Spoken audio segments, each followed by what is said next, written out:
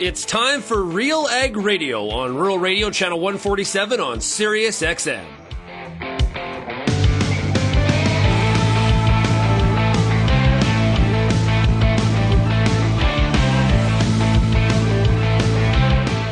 Real Ag Radio and RealAgCulture.com is your home for insight and analysis of the issues that are impacting your farm business. Let's get real and get connected with Real Ag Radio.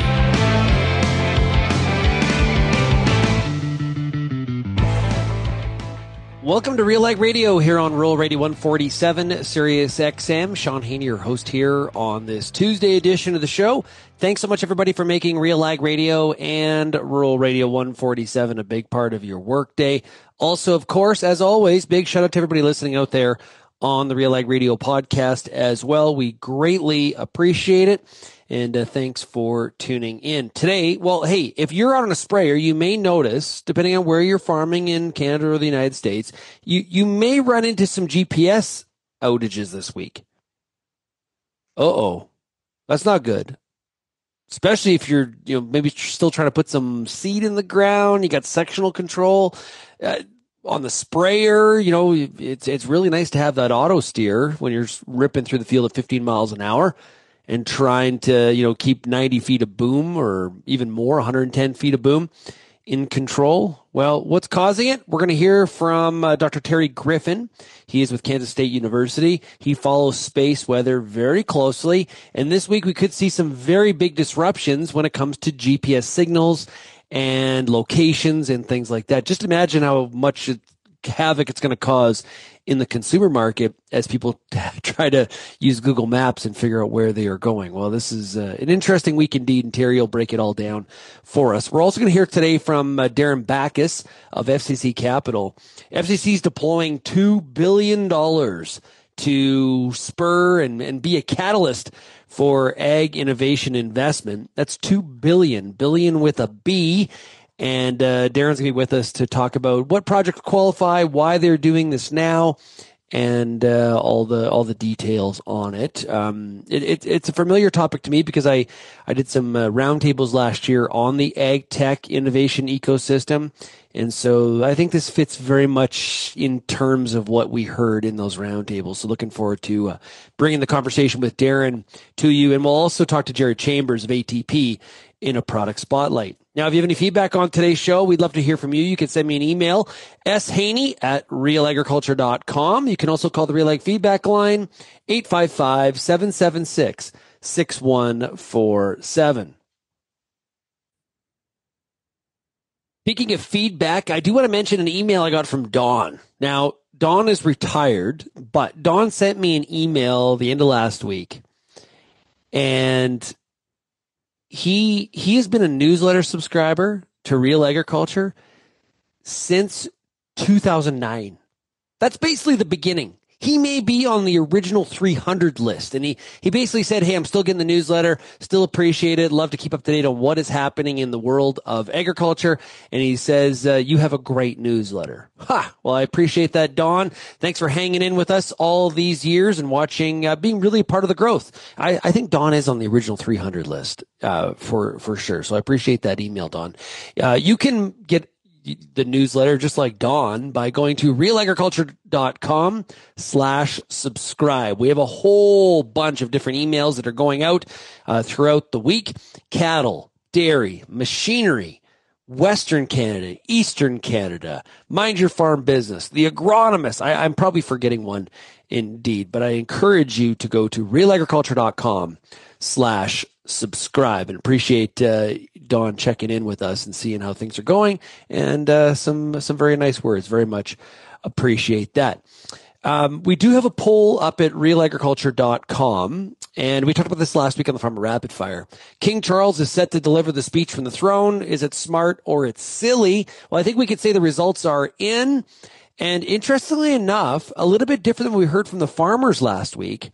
We talked to 4 farmers. 3 of the 4 were very much like, it's kind of silly, whatever, indifferent. We had 57% of you saying you thought it was a smart move by Prime Minister Carney. 10% said silly move. And then 33% of you said, remind me why we have a king again. So if we add that, say those last two are kind of the same, which is kind of indifferent to it, 43% sort of in the, whatever kind of category. Based on a lot of columns that I read and news pieces and a couple podcasts, I would say even a lot of conservative media really felt that it was a very smart move by Carney for a number of different reasons, whether you're all in on the king or not. Now, speaking of Mr. Carney, he had a meeting with the premiers and things seemed to go over very well. A lot of talk about energy superpower. I heard the audio with Danielle Smith, who was very positive about the meeting. So I encouraging. Now we know that it's very good politics for the feds to campaign against the provinces and the provinces against the feds.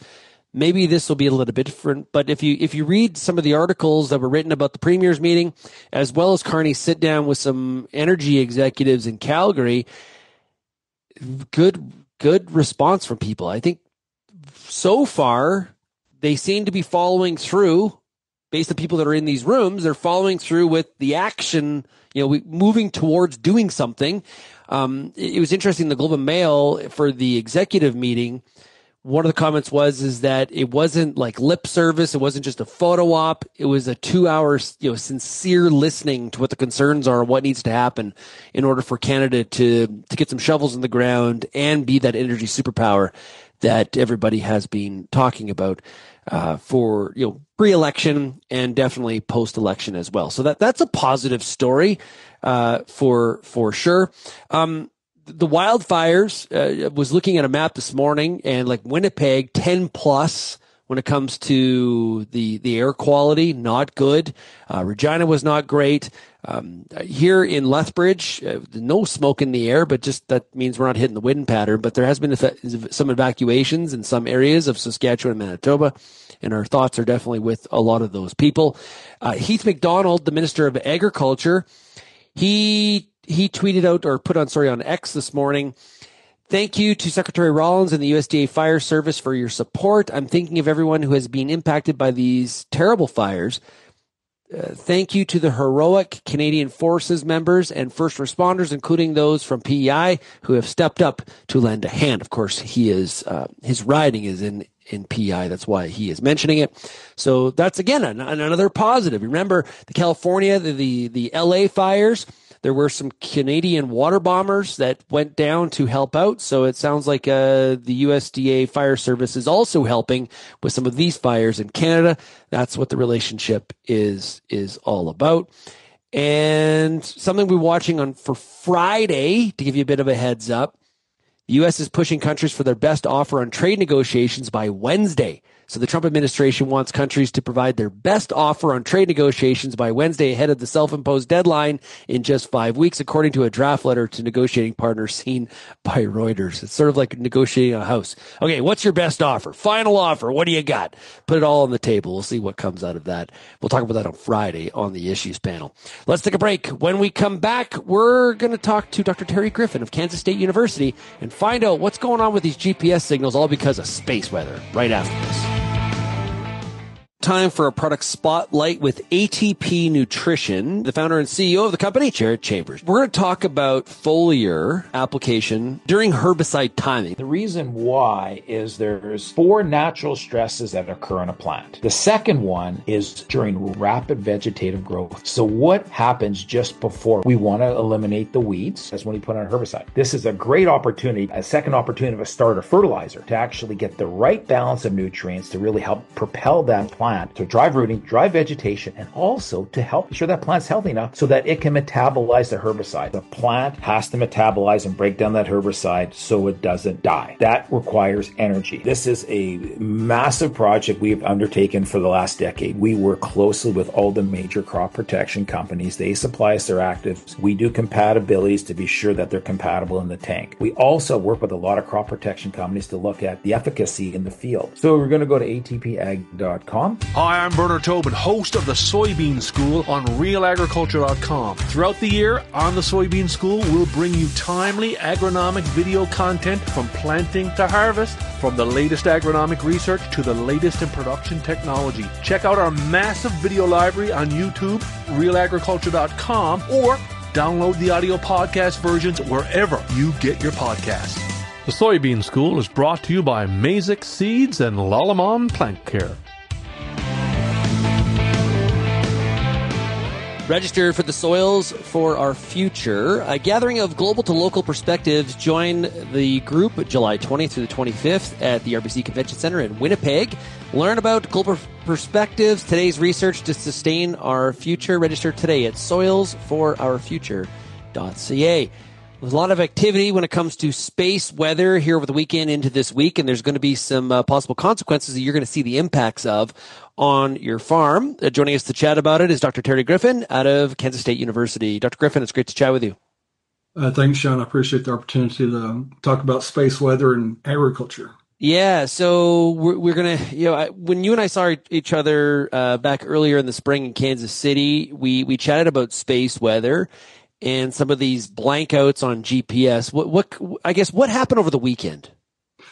So on Friday this week, we had a coronal mass ejection from a solar flare that was an M-class solar flare. It wasn't an X. X is the biggest solar flare. The M is one directly below that. It was moving really fast, and it got to us about a day earlier than we expected. CMEs are plasma. They're matter. They don't move at the speed of light, but they move really fast. And it got here sooner than we thought. So Friday night, Saturday morning, we thought this was going to happen on Monday and Tuesday, but it happened on Saturday and Sunday. But the sun is not done for the season. When I say season, we usually have about 3 years of solar max, and solar max to solar max is 11-year cycle. So we're in the last half of solar max, and this is where a lot of the activity occurs. My friends at Linker Space called it the battle zone. So right after the sunspot max occurs, we have less and less sunspots, but that's when most of the activity occurs. It's the battleground. And we see a lot of CMEs, coronal mass ejections, during that time. And these, when they get to Earth, they get the atmosphere really excited. The ionosphere and GPS signals from the satellites they get delayed. They get deflected through the atmosphere, making it more difficult to get a lock on location. And sometimes it's a complete lack of lock. But sometimes, maybe even worse, is that it gets a position calculation, but it's not correct. Maybe off by 6 inches, a foot, 10 feet. It can make a difference. And if we're using RTK, and that's beyond our criteria. Now, how long does this last for? If you are seeing impacts in your GPS, like, is this something that we just got to push through this week, and you may have to do some actual driving to get through the week, or what are the length of duration here? A week would be really, really long. That would be under very severe conditions, or multiple coronal mass ejections arriving at the same time, one after the other. So, for instance, the one that arrived on Friday, we had some disturbances on Saturday and Sunday. And each of those manifest into probably hours. So if you think back last year, the weekend of May 10th, 2024, the Mother's Day weekend, we call it the Gannon storm. In Kansas, we had about 4 hours of outage that afternoon. And further north, North Dakota, Canada, it was much longer than that. And so it kind of depends on where we are. But a 4-hour outage was one of the first times that we've experienced this during times when we're using GPS. So we've had these types of things before in December, but we didn't really notice because we weren't out in the field at that time. Can you predict the severity of the outages, or is it just a case of wait and see what the impact is for your farm? It's kind of a wait and see. So we get a lot of questions about forecasting, and I usually use the idea of hurricanes in the southeast or tornadoes here in the Midwest. We know that every year we can expect tornado warnings and watches to occur in April and May. Whether or not they affect us individually is unknown until after the event. And the day of the tornado, we know we get warnings, we get watches if they are going to be in our area, but it's usually at the last minute. And same thing with the CMEs when they arrive. We can see the mass being ejected, and 8 minutes and 20 seconds later is when we see it. Okay, that's how long it takes light to get from the sun to the earth. But then the material moves really fast, and about 99% of the way here, we have some satellites in orbit. And that is our first indication if it's going to hit us. And it's 1 million miles away. And the sun is 93 million miles away, and our satellite's 1 million miles away. So it's 99% of the way here before we get our first real insights if it's going to hit us or not. Incredible. Those distances and just trying to understand how all this works is just absolutely fascinating. So what should farmers do? So this week, we have some activity on the sun's surface happening, and this increases the probability of those things I just talked about, solar flares, coronal mass ejections. And I would keep my eye on the NOAA, the National Oceanic and Atmospheric Administration website. The shortest version of it is spaceweather.gov. And lots of good information there, lots of complicated information for the average person, honestly. But it's really quick to scan it. There's 3 boxes I would refer people to. They begin with the letters R, S, and G. R and G are the most important. R is radio burst, radio blackouts from solar flares. G is geomagnetic disturbances. If those two have there's a number, G1, G2, G3, G4, G5. If it's G3, G4, G5, that would be an indication we may be having some atmospheric impact that would cause GPS to be less accurate.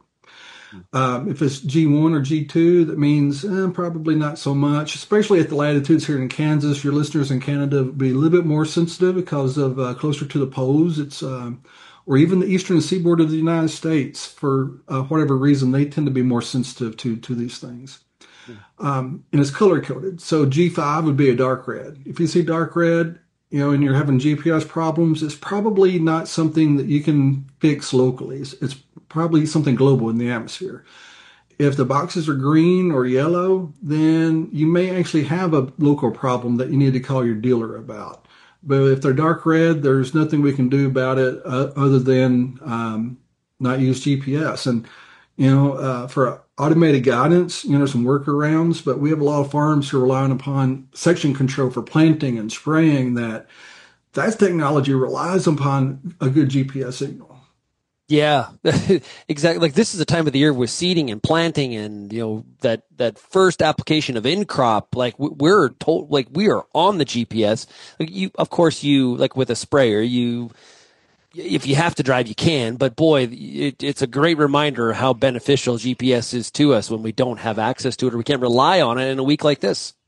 Yeah, and one of the funny things to me is that we become reliant upon this technology we created.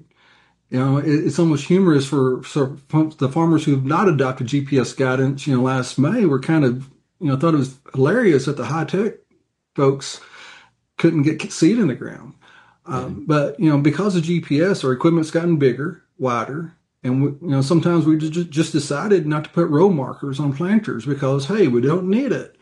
But, fast forward to today, we got 48 row planters without row markers that may have a difficult time putting the seed in the ground. Yeah. So obviously we've been talking about some of the impacts in a week like this. Is this something, Terry, that could pop up numerous times through this year, or is this is it for the year? Definitely not. So a lot of folks thought last year on May 10th, 2024 was a once in a lifetime experience because, hey, it's never happened in my lifetime. Well, the reason was the previous solar cycle number 24, was very mild.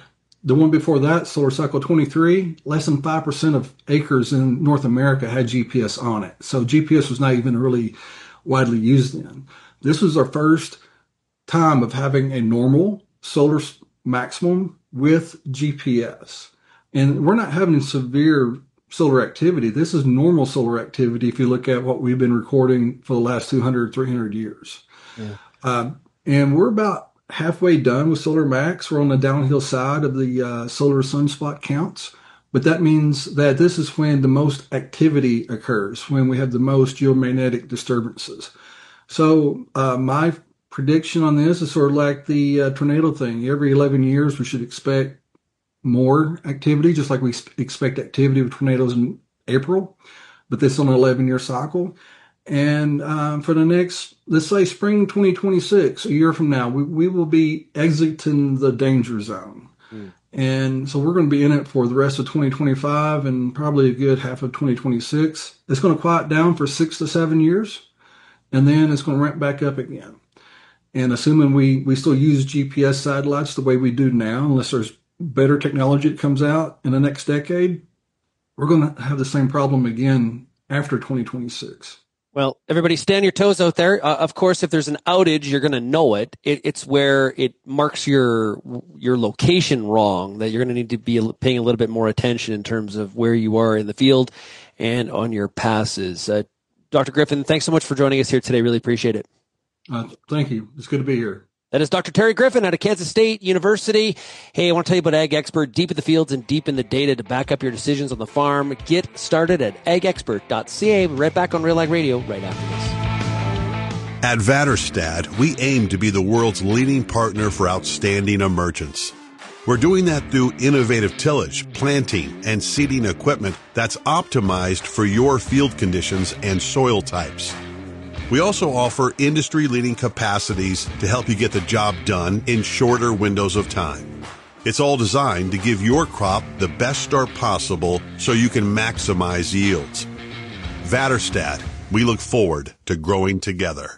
Peter Johnson at Wheat Pete, realagriculture.com, and what an opportunity! Oh my gosh! You think you can't grow better wheat? You are absolutely wrong. We're going to show you how to strive for those record wheat yields that they get in the UK and in New Zealand. You can grow 150 bushel wheat. I'll show you how.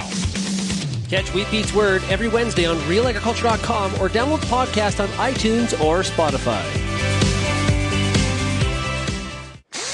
We have the financial tool you're looking for. A cash advance from Canadian Canola Growers Association is a financial tool for farmers that offers flexible, short-term financing. Borrow your first $250,000 interest-free and the rest below prime. Put your advance to work in whatever way makes sense for your operation. Apply on over 50 commodities. Call our experienced team or visit ccga.ca. Cash advances are made under the Government of Canada's Advance Payments Program. And welcome back to Real Ag Radio, Rural Radio 147, Sirius XM. It's now time for a product spotlight with ATP Nutrition. Joined right now by the founder and CEO of the company is Jared Chambers. Jared, how are we doing? Good, fantastic. How are you doing today, Sean? I'm doing pretty good. Okay. We've had some great conversations about foliar nutrition. Today we're gonna talk about adding in the element of biostimulants, and this is really a growing space. We're hearing more and more about them from numerous companies, but there's a lot of confusion out there. I think what exactly is a biostimulant, and how is it different from just a nutrient? I think it's a great question, Sean. It's one that comes up all the time. I mean, when we think about it at a high level, a biostimulant is a compound or a product that stimulates natural processes in a plant to enhance, and I think this is a key word, to enhance nutrient uptake and nutrient use efficiency by the plant. The biostimulant also addresses abiotic stress, which is environmental stresses, too hot, too cold, too wet, too dry. Now, that is not my definition. It is a definition I support 100%. It is a definition that has been laid out globally. The European Union uses that definition. The U.S. uses that definition. And I've kind of shortened it a little. But these are the key pieces. Enhances nutrient uptake, enhances nutrient use efficiency by the plant while dealing with abiotic stress. So what it really is, it is a complement to a nutrient. I'm going to go a little sidebar here, Sean. One of the ways I sometimes explain this to people is I'll actually compare it to a herbicide. Is that we have herbicides that kill weeds, But how do you make a herbicide work? You put in an adjuvant, right? Yep. And the adjuvant helps make that herbicide work. But I always tell people, if you don't put in an adjuvant, the herbicide may or may not work. Everybody says yes. But will you ever put in an adjuvant without a herbicide? And everybody laughs. And I said, well, that's the way you need to think about a biostimulant. A biostimulant is a trigger mechanism. It is an adjuvant, metaphorically, for a nutrient to drive all these pieces. That is the key piece. It's been misunderstood a lot. People think about it, it replaces nutrition. No. It enhances nutrition. Oh, okay. So how does it enhance that nutrient uptake or increase nutrient use efficiency? Like, just how does this work? It's really quite interesting. We have done a lot of research, genomics research, to look at, is it turning on genes and turning off genes? And in fact, we just finished another study last week, which was, I think, our 5th study with one of our conveyed technology, where it actually showed that it turned on genes that are associated with taking up more phosphorus, potassium, nitrogen, zinc, manganese, boron, silicon, cobalt, and molybdenum. So it actually is turning on genes in a plant that are turned off to say, please take these up. And in doing that, it also then optimizes photosynthesis. And again, there's all the crazy genetic science behind this that does it. So if it tells the plant to take up these nutrients because they probably are limiting or out of balance, and you optimize photosynthesis, now you drive carbohydrates, you drive rooting, you drive the biological population in the soil, especially early on, to take up more nutrients and more moisture out of the soil. So it's been well documented. Yeah, I think I should have paid more attention in biology class. This is great. This is fascinating stuff. And you mentioned photosynthesis a couple times here. How do biostimulants like Convey or Cell Burst? How do they optimize? Yeah. Like how do they make that as optimized as possible? Well, so again, super complicated, but I'll try to keep it in something that I can comprehend myself. One of the things that happens in a plant, if it is out of nutrient balance, you actually get what's called oxidative damage. So during photosynthesis, a plant takes in water and CO2 and makes sugars, and it makes oxygen. And it spits the oxygen out, and all of us live. If a plant is missing certain nutrients, it can't always expel the oxygen out of the leaf. And it actually damages the leaf and damages the cell, which means photosynthesis is compromised. With biostimulants, we have seen that it actually creates what's called these reductive oxidative species. It actually tells the plant to get rid of oxygen. It becomes an antioxidant. Just like you think about in humans, we have blueberries used as an antioxidant. We use, a glass of red wine to get rid of antioxidants. A bottle of red wine gives us a hangover, but a glass of red wine gets rid of antioxidants. Yep. If we think in the plant it's not running properly. So the biostimulant fixes the plant temporarily and kicks those oxygens out. Now, the question is, if you don't fix the nutritional imbalance, you've only temporarily fixed the problem. So this is why a biostimulant has to be tied into a tissue sample, and then to say what nutrient is out of balance, then you correct it with that nutrient. Okay, so if a grower, farming in the northern plains or the western Canadian prairies, they're using a biostimulant for the first time. Yes. What should they expect? What are the deliverables here? And maybe more importantly, what should you not expect? Yeah.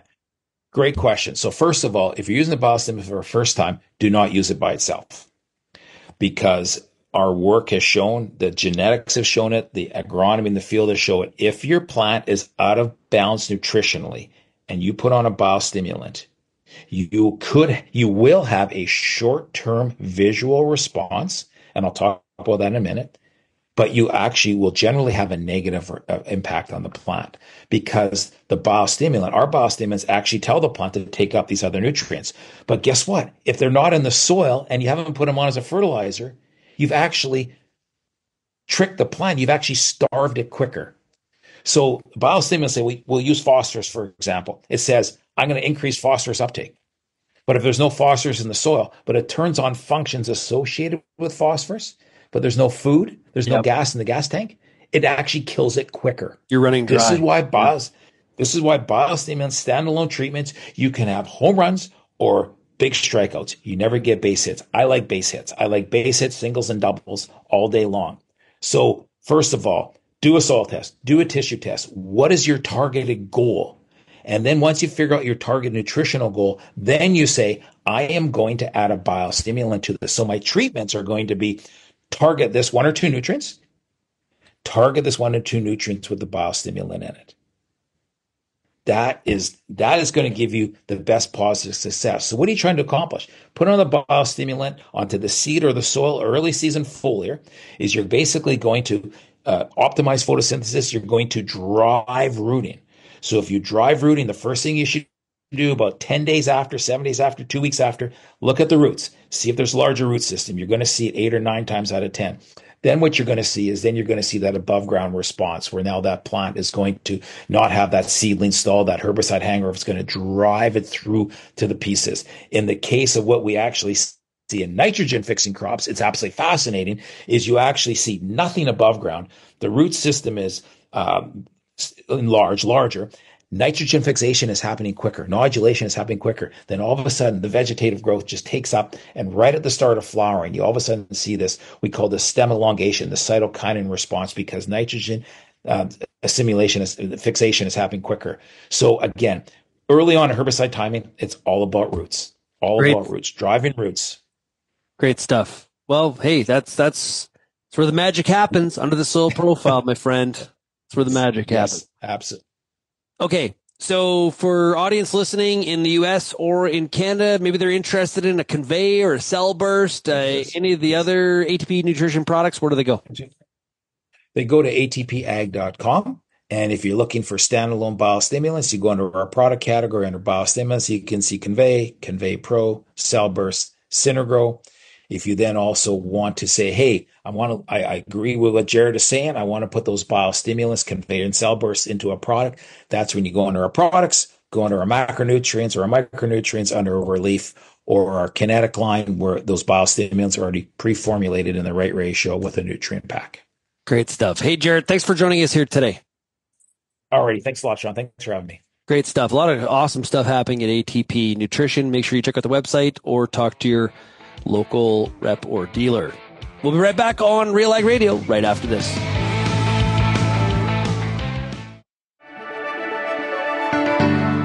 Built on over 100 years of seed innovation and unwavering commitment to farmers, Pioneer 100 Series canola hybrids deliver a step change in yield performance and agronomic traits.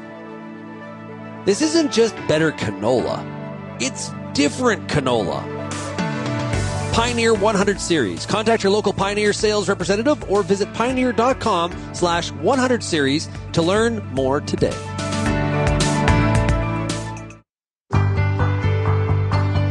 It's summertime, and you've got a lot of important decisions to make when it comes to your corn crop. Let the Corn School on realagriculture.com help guide you through those big decisions with input from leading experts in the field. If it's spray timing, disease identification, or any other field issue, the Corn School's got you covered. The Corn School on realagriculture.com. Brought to you by BASF and Pride Seeds.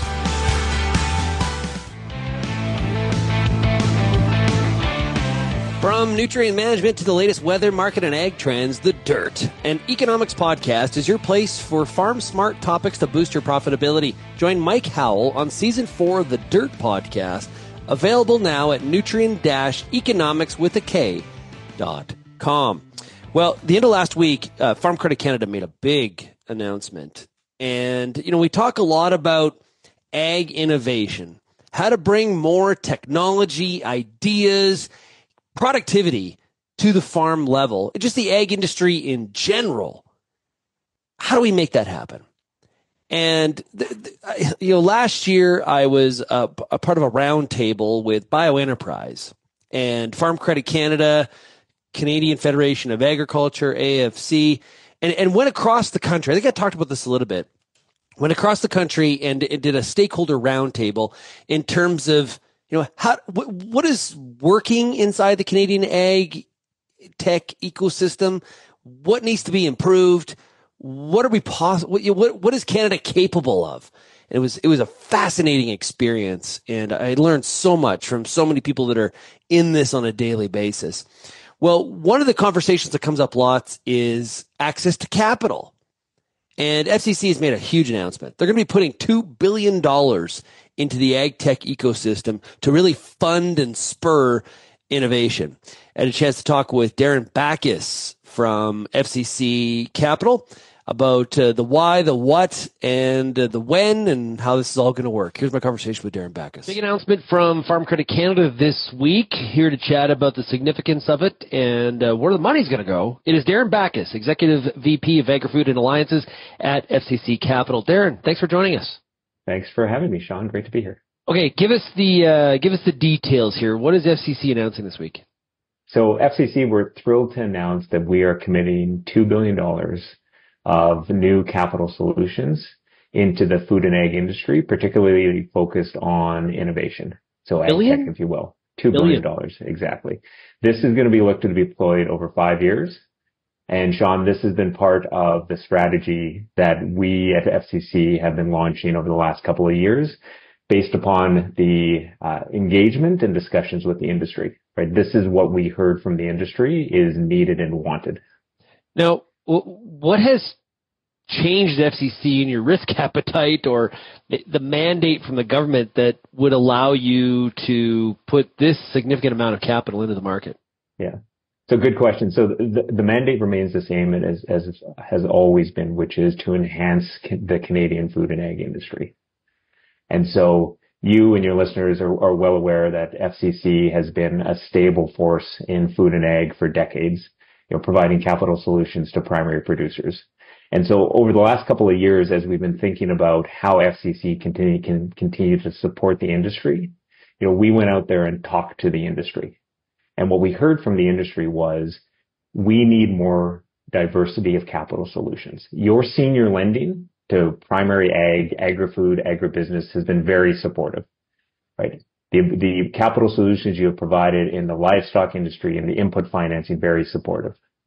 But as productivity has continued to be a challenge, FCC, you are uniquely positioned to be able to provide capital in different areas to drive innovation, drive efficiencies, and increase this productivity. So we at FCC looked and said, you know what, this is our mandate. This is part of our mandate. This is what the industry is asking us to do. And you're correct. We said we need to make you will notice, Sean, is that we've been thinking about this for a couple of years. And so what we've gone out and done is we've ensured that we have built the necessary controls, governance, risk protocols, and the like to be able to deploy this type of capital, again, all within our mandate to support the industry. Is there demand in the marketplace for $2 billion on top of what's already available out there? So we strongly believe that there is demand, and there's a couple different ways to think about this. So first of all, intentionally over a 5-year time period. This is not going out there and shotgunning the money indiscriminately out.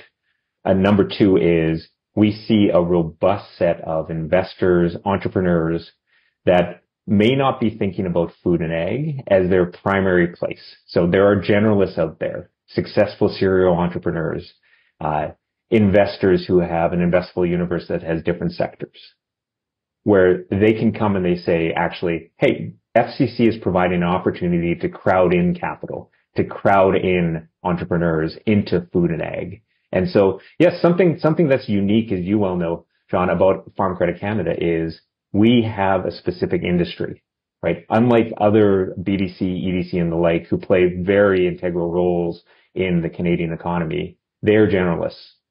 We are specialists for food and ag. So this strategy, we heard from the industry, we did a diagnostic. There is need, there is opportunity. Yeah, you mentioned the crowd in. How do you specifically measure success in achieving that? Like, what are some of the KPIs or benchmarks? Because I know you've thought about this, that you're going to be using to ensure FCC isn't just replacing capital that it might have been coming into the market anyway. Yeah. So not going down the rabbit hole, which will be in our annual report and the like. So very transparent about the KPIs and the thing. There's a couple things that we think about, Sean. And so one is we will not lead transactions. right? We think our role is to be a supporter from a capital perspective and from a value add perspective, but to bring in other investors to lead those transactions alongside of us. And so we think that's very important there. So to not be that individual that is leading the transaction and creating it and becoming a self-fulfilling prophecy, if you will. And so the second thing is from a value creation perspective. So it's not just the deployment of the capital. It is how can we increase the likelihood of success, or I'll frame it a different. How do we increase the likelihood that these innovations actually get onto the acres, right? Which is where our primary producers need to access that innovation so that they can increase productivity. And that's something that's important for us to continue to measure, right? Either whether through Ag Expert, which I think is our in-house farm services and financial software system. It's also through our innovation farms, which are 6 farms, 12,000 acres across 4 provinces, where we are actually able to test these innovations and the like. And so, yeah, definitely a rigorous measurement system to understand, are we having the impact we expect, so that we can pivot as we need to over this time period. Yeah, I spent quite a bit of time last year looking at this, these Canadian ag tech ecosystem. That some of that work was supported definitely by FCC. I learned a lot. And one of the things that stuck with me is we don't have a startup problem. We have this so-called like valley of death for a lot of innovators between startup and like scaling. Is this an area that you're going to be focusing on? Definitely. I'll echo your observation, right? There is a large number of incredible entrepreneurs in Canada, in particular in the food and ag system. There is capital available for them to get up. I would say that our ecosystem has an opportunity to continue to support each other and grow as we're building that. But that handoff to allow that entrepreneur to build and grow past the various stages and get escape velocity, or as you said, the valley of death, right, to get through that. We think there's an opportunity there to not only bring capital there, which is a focus of ours, but also to crowd in other investors. And in particular, not just investors that today, Sean, are thinking about food and ag, but experienced long track record investors today that are experiencing getting companies across different industries through that valley of death. And what we can bring to them is, hey, you have a ton of experience helping companies through that valley of death in a diversity of industries. How can we, Farm Credit Canada, bring you into food and ag? And you help us help the industry and these companies get through, because we echo your observation. Are you doing this directly, or is a portion of this going to be through third-party funders as well? A portion will be through third-party funders. As I mentioned, a portion will be direct, but that's going to be alongside of other investors. And with the third-party funders, it's interesting. I appreciate you didn't use the word funds, because that's intentional for us when we did our strategy and talked to the industry. Was we may make some, and we probably will make some fund investments, so more traditional. But what we heard was the food and ag industry also needs innovation in how capital is brought into the industry.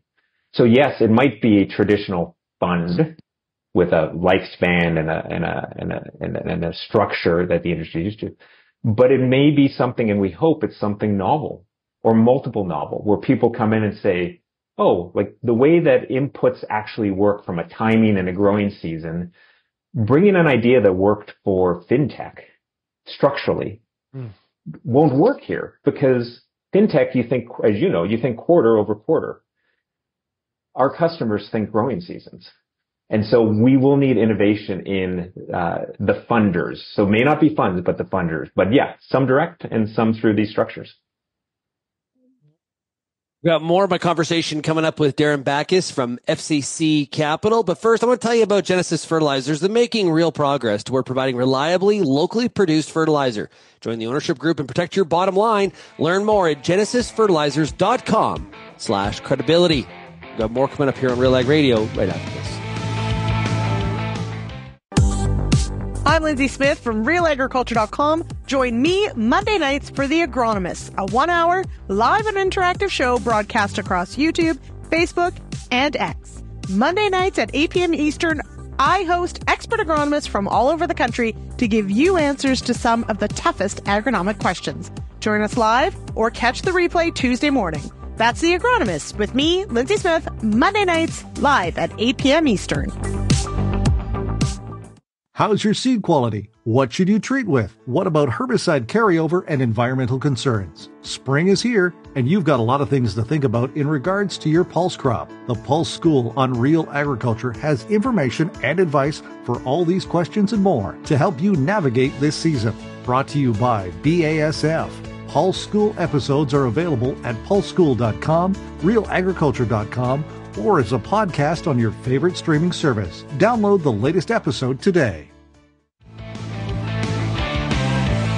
And welcome back to Real Ag Radio. Hey, register for the Soils for Our Future, a gathering of global to local perspectives. Join us July 20th through the 25th, 2025, at the RBC Convention Center in Winnipeg. You can learn about global perspectives, today's research to sustain our future. Register today at soilsforourfuture.ca. Let's continue with my conversation with Darren Backus of FCC Capital. What kind of innovations, or like, I guess, where's the focus here? Like, what's investable? Kind of talk about that a little bit. Yeah. So from the investable universe, right? Like, we start by saying, does this have the opportunity to enhance the Canadian food and ag industry? And by enhance, that has a definition that is very broad, but if we take it right down to the soil, right? Can this drive productivity? Can this drive efficiencies? Can this take away some of the worries that our primary producers, one of the many worries that our primary producers have? And so you think about, it can be everything from research through to robotics, through to implementation of technologies, through to processes that can add efficiencies. It's a very wide aperture. And I come back to that piece of, you know, the privilege we have of serving one industry means that as we think about those various topics, we at Farm Credit Canada have in-house expertise to think about those topics, but more importantly, Sean, have relationships within the industry where when something pops up, we look and say, oh, it's a shiny object. But we can talk to primary producers that are in oilseeds or whatever may be brought about, like, and say, okay, give us a gut call on this. Would this work and the like? And that's why, hopefully, you know, this picture is sort of forming. We think that the dollar amount is important because we think that's the right number based upon our diagnostic and our discussions with the industry. And we also know that it is sufficient. We think it is sufficient to bring in these other investors that we discussed and also catalyze these innovations, many of which will, you know, pop up and we can get feedback on in early stages and bring along. So it's a wide aperture. Yeah. Fascinating. Now, is this meant for Canadian-based innovations, or are we also looking at maybe the founder was from, I don't know, Louisiana, and they're looking to enter the Canadian market, but they need some fun, you know, they need some investment to do so. Does that qualify as well? So primarily this is Canadian focused, but we also recognize, you know, we as Canadians are blessed with so much abundance of primary production, water, you know, natural resources that just support our food and ag system. And as we were doing our diagnostic and thinking about the strategy, you nailed it, Sean. We heard from innovators in other places, in particular places that are constrained by land. Japan as an example, our friends in the Netherlands who are thinking about greenhouses because they have to think about greenhouses. You mentioned somebody in Louisiana. Well, they're thinking about innovation, but they're also thinking about adverse climate events that are forcing them. And so those innovators, and frankly, sometimes those younger innovators are saying, wait a second, I wonder if I can bring my innovation to somewhere else, to Canada. Australia is too far. To Canada and bring it up there. And so we're open to that. We're very mindful of our mandate, Sean, though, which is enhancing Canadian food and ag, but importing innovation that will make a difference to the industry. I think we have to think about that. Now, Darren, one of the things that, you know, we did some of those roundtables last year that, you know, also stuck with me is that there are a lot of really bright innovators. They have got great ideas. Maybe it's an academic background, maybe it's a practical background, but they have something and they own some IP and there's some potential. there's the investment part, the venture capital part that we've been talking about, but there's also the tutelage, the mentoring, the learning the CEO skills, so to speak. Is it programming for that to help founders with that? Is that outside this mandate, or is that included here? That's definitely within the mandate. Okay. Right. The engagement, so the roundtable, as you referenced, resonated with us as well, as did the discussions as we were thinking about this strategy, which is capital alone does not increase the chance of success or exponentially. Sorry. Right. Capital is, hey, Sean, here's some money. Good luck in your garage. And so part of what we are doing as well, and which FCC has done throughout its history, is providing advisory support services to our customers. Here, mindful that these are new types of capital solutions and going into different places within the industry and in the life cycle of a company, we're also expanding this value creation services, right? We need to be able to help that Lethbridge, as an example, entrepreneur who is wondering, does she need a full CFO or a part-time CFO? Like just things that in Silicon Valley, as they went through fintech and the like, that was that ecosystem that helped bring it along. It wasn't just the money. And we can't do this alone, right? We are encouraging the industry members, helping to convene them to bring that. But that's part of that ecosystem. And I really appreciate you commenting on that valley of death, because it's not just capital that takes a company through that valley of death. It's the support. It's the tutelage, right? It's the midnight calls of saying, hey, Sean, is this normal? How do I think about that? Like the Canadian food and egg industry has these people to support the entrepreneurs and bring them along. We're just grateful to be able to convene and connect. Now, we know in VC work, they're not all successes.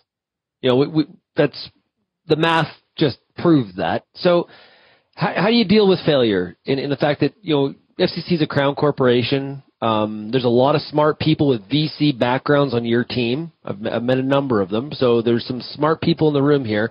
But even with the smartest people in the room, there's going to be some investments that they just don't work out because for whatever reason. Okay, there's a lot of different variables that come into play. How do you plan, or what's your messaging around that when failure happens? Yeah.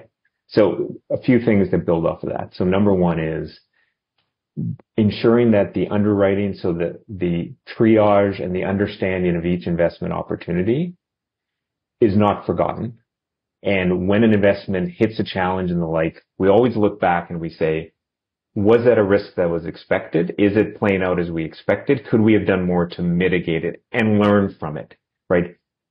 You have to learn from failure. And at the risk of sounding like a self-help investment book, yeah, right? Like we need to learn. And again, the scope of this ambitious announcement, we believe will allow us, even with the failures, which you so well described, we'll now have a central point of visibility on the failures and can pull out from that themes and understanding. And look, maybe we have 5 failures in a specific area. All of a sudden you have FCC that can look and say, hey, just calling out to the industry, letting you know these 5 companies across 5 different provinces all failed for a similar reason. Let's all get together and understand how that happened and why that happened, and should we be evolving that. One last thought, which again, you will have heard in many different areas, which is the fail fast. Yeah. Which is that understanding and entrepreneurs, our experience, particularly on the innovation farms, where we've brought innovators on to talk with primary producers. And again, primary producers, they're not ones to say, oh, that looks like a good idea. Like they tell it as it is. And we need to do more of that, right? Bring these innovators sitting in Waterloo that think may have this great idea, and put them in front of the primary producers to actually say, you know what? I like this. Or Sean, you know what? Have you been on a farm? Because I'm not sure that's going to work. Yeah. Well, one of the things that we heard, and we're going to be talking more about this in the future, but for a lot of innovators and founders, one of their struggles is trying to get in contact or find farmers to talk to do some of the testing. So your point is well taken there. It doesn't make sense to me, but I know a lot of farmers, and if I'm coming from maybe an academic background, I don't, right? So I want to wrap up with this. We talked about failure, but let's talk about success. What does success look like? Is it the $1 billion exit that a lot of founders talk about? Or is it a whole bunch of companies that employ 20 people? And I know there's a lot of things in between there too, but what does success look like? Sean, I'm going to take this even up a level. So success is when Canadians like you and I and all of our customers are traveling globally. Today, they look and they say, hey, Sean, you're from Canada. We should talk about hockey. We should talk about poutine. We should talk about oil and gas. They should be saying, oh, you're from the breadbasket of the world. That's what success is. And this program is just part of it, pushing us towards that. We've been talking to Darren Backus, Executive VP, Agri-Food Alliances at FCC Capital. Big announcement, $2 billion going to be invested in Canadian ag innovation in the next 2 years. Darren, thanks for joining us. Thanks so much, Sean. That was Darren Backus of FCC Capital. $2 billion with a B. That's big dollars. And in a relatively short period of time. Looking forward to kind of get some feedback on this initiative. It is bold, and some are going to think this is exactly what we need. And of course, as I learned in those roundtables, there's a whole bunch of differing opinions here, but FCC definitely stepping up to make sure there's enough capital in the system and act as that catalyst as they often describe. But you can send me your feedback on that, or hey, maybe you're having some GPS outage issues like we talked with Dr. Terry Griffin. Send me an email, shaney@realagriculture.com, or of course, you can always call the Real Ag Feedback line, 855-776-6147. I'm going to be off for a few days, but I will be back on Friday. You are in the capable hands of Lindsay Smith. Thanks so much, everybody, for getting real and getting connected with Real Ag Radio. We'll chat again tomorrow. Cheers, everybody.